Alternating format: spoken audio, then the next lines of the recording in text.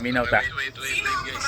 Wait guys. Take 2 tayo guys. Ito na, nahanap ko na yung video. May kinausap na ako na tao.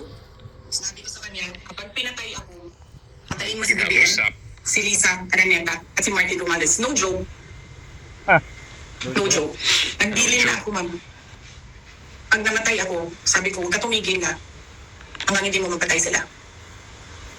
And then he said yes. No joke. So discuss po natin.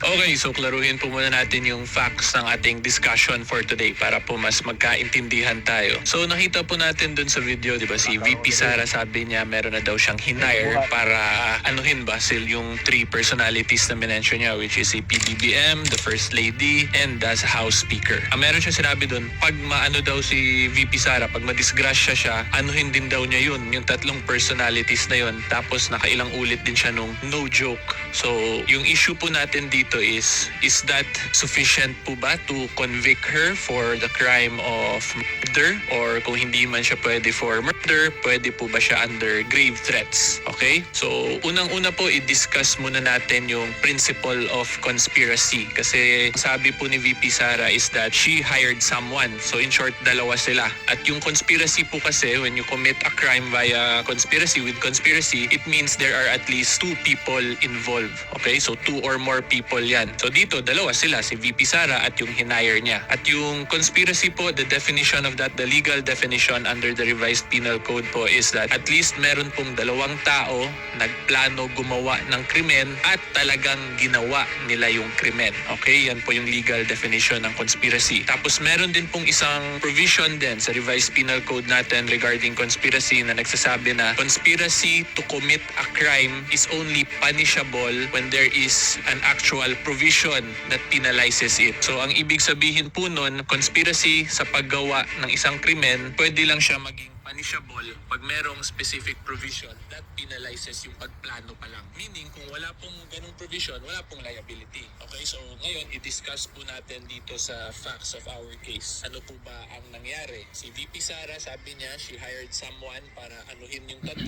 Kung maano siya, yun po yung nila kasunduan. Now, ang question, is there an actual crime committed? Yung pinagkasunduan po nila is the crime to commit murder. Is there an actual murder po ba na-commit? Wala po, di ba? Wala namang murder kasi wala pong wala namang nangyari pa eh. So pag ganun po, hindi po siya papasok under the crime of conspiracy to commit murder. Because by the legal definition of conspiracy po, it is the planning to commit a crime and actually committing it. Absent the second part, yung actually committing it, hindi po magkakaroon ng conspiracy to commit murder. At diba, i-apply natin ngayon yung second principle of conspiracy na diniscuss ko. The conspiracy to commit or yung pagplano sa paggawa ng isang krimen is punishable only pag merong specific provision penalizing that.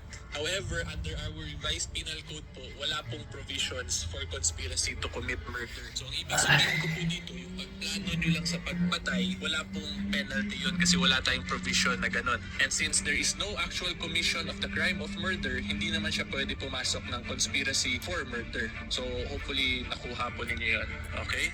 Okay, so para mas klaro po tayo, bigyan ko na lang kayo na example talaga. Pag meron po kayong pinaplano lang sa utak nyo na krimen, tapos wala naman talagang nangyayari, wala po yung crime committed. Kasi in our penal laws, meron po yung usually 3 stages in the commission of a crime. Attempted, frustrated, and consummated. And for most crimes, especially in murder, there is only penalty pag pumasok dun sa either of the 3. Attempted, frustrated, or consummated. Ang attempted murder po only happens when you actually perform po the overt acts of the crime. Meaning, example, may tinutukan kang baril, tapos talagang pinindot mo na yung trigger, pero pag pindot mo ng trigger, biglang may nag-tackle sa'yo, hindi natamaan yung target mo. Pag ganyan, pwede po yan siya pumasok under attempted stage na. Doon may penalty na po yun. Pero kung example, tinutok mo lang, tapos biglang nagbago isip mo, sabihin mo, ayoko na ituloy itong masama kong plano, tapos binalik mo yung baril mo, tinapon mo, yun, wala po yung crime doon. Wala yung attempted murder, wala po yun sa frustrated murder or sa consummated murder. Although it can be possible for other crimes, pero pag sa crime ng murder, wala po yun pag tinutok mo, tapos bigla mong withdraw. Kasi you desisted, hindi mo tinuloy yung criminal intent mo to commit the crime. So, kung manutok kag sa diniscuss ko, pusil. pag nasa plano pa lang, na planning Di stage, mo nang bawion. conspiracy to commit Labay pa ba lang, nimo? without the actual commission, Wala wala kaso. po yung penalty pa, okay? Kasi nasa utak pa lang po nila, nag-uusap-usap pa lang sila, diba? So yun po yun. Ngayon, ang next question naman,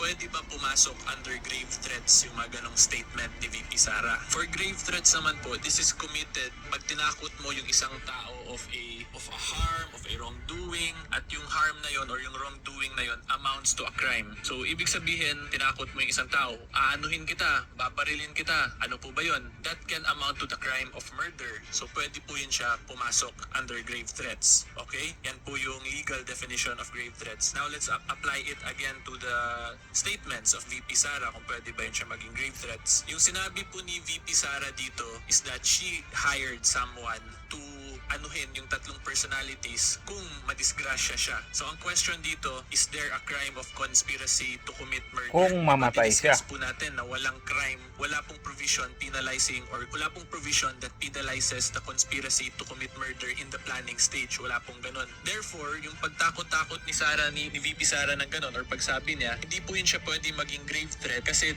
what she stated or what she said does not amount to a crime. Diba? Because in grave threat, dapat yung pinangtakot mo sa tao amounts to a crime. Kung hindi po crime yung pinangtakot mo, hindi po yun siya magiging grave threat. Yun po yung isa sa requirements ng grave threat. At yung isa pa pong pinaka-important din na kino-consider ng court when it comes to grave threats is that yung pagtakot mo dun sa kausap mo, there is actually a high chance or a high probability na yung tinakot mo sa kanyang action or krimen is pwede mong magawa. So example, kung may tao, nagkaaway kayo, sinutukan mo ganyan, papatayin kita, ganyan. Siyempre, in that instance, there is a high chance na talagang pwede mo siya mapatay considering magkaharap kayo, nakatutok ka ng barel although hindi mo tinuloy. Diba? So nakita po nyo, there is a high probability. And now, if we apply it to the statement of VP Sara, is there a high probability po ba na pwede makumit yung crime of murder? Kung ako po tatanungin, wala pong high probability. Because sabi niya, kung ano siya, patayin or mauna siya or madisgrasya. Without that condition happening, there is no actual threat. There is no high probability that the threatened crime will be committed. And the only time na possible na makumit yung crime na yun is if mamatay na si VP Sara herself. Therefore, she cannot be liable eh, kasi patay na rin po siya eh. So, yan po yung pag-assess ko dito sa situation na to. It cannot be, there is no possible liability for the crime of conspiracy to commit murder because there is no actual commission at wala naman po nagpipinalize sa pagplano lang sa pagpatay. Pag nasa utak lang, hindi rin po siya pwede maging grave threat kasi yun nga po, yung pinangtakot niya does not amount to a crime. Plus, let's say argue na it can amount to a crime. However, there is no high probability of the actual commission kasi yun nga, merong if pag namatay daw siya. Absent that, wala pong imposible pong mangyayari, di ba, habang buhay siya. Okay guys, so hopefully klaro po yun. If you want more legal videos, kung saan nagbibigay po tayo ng commentaries to current events, follow lang po kayo sa akin sa TikTok, sa Facebook, and subscribe po kayo sa aking YouTube. And until next time, see you all po.